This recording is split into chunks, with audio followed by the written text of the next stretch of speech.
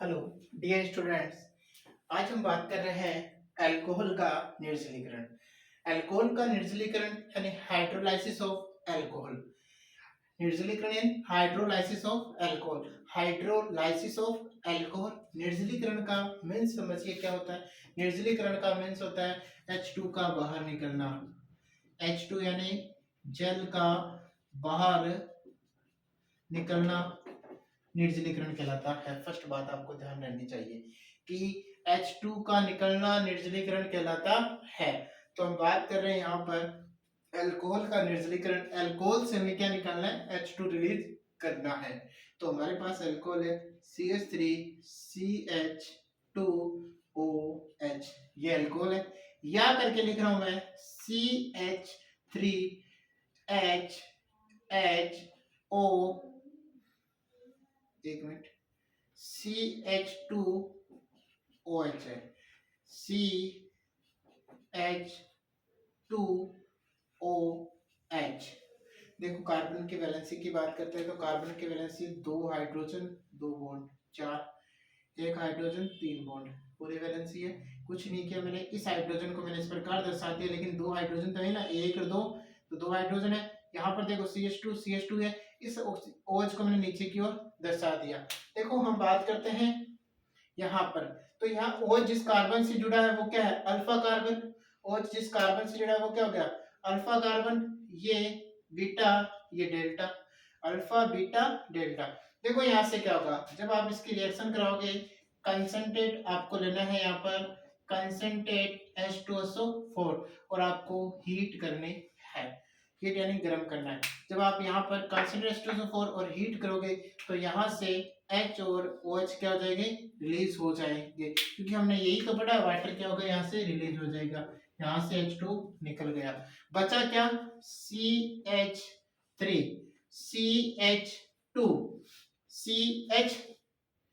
अब देखो यहाँ पर CH2 कार्बन की वैलेंसी की बात करें तो देखो ये बॉन्ड आपस में, ये तो H2 निकल जाएंगे, ये बॉन्ड आपस में कंबाइन करके यहाँ पर बन जाएगा डबल बॉन्ड का फॉर्मेशन हो जाएगा। किसका फॉर्मेशन हो जाएगा, डबल बॉन्ड का फॉर्मेशन हो जाएगा। और जब भी डबल बॉन्ड्स हो कार्बन चेन में तो हमने पता है ये क्या है, हमारे पास एल्कीन है। क्या है हमारे पास, एल्कीन है। तो किसका फॉर्मेशन हो गया, एल्कीन का।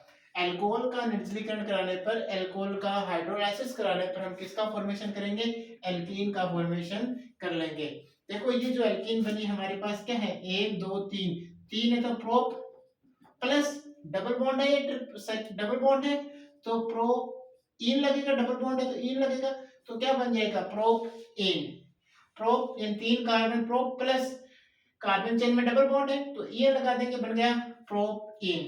देखो यहाँ पर OH और यहाँ बात करते हैं, देखो अल्कोहल का निर्जलीकरण, अल्कोहल का निर्जलीकरण, अल्कोहल का हाइड्रोलाइसिस कंसंट्रेट H2SO4 की प्रेजेंस में उच्च ताप पर यानी हाई टेम्परेचर पर कराते हैं तो एल्केन का फॉर्मेशन होता है और H2 और रिलीज होता है, H2 बाहर निकलता है। कंसंट्रेट H2SO4 की जगह आप क्या क्या यूज कर सकते हो, कंसंट्रेट H2SO4 की जगह आप यूज कर सकते हो H3PO4 KN KH KHSO4 भी ले सकते हो, ये भी आप इसकी जगह यूज कर सकते हो।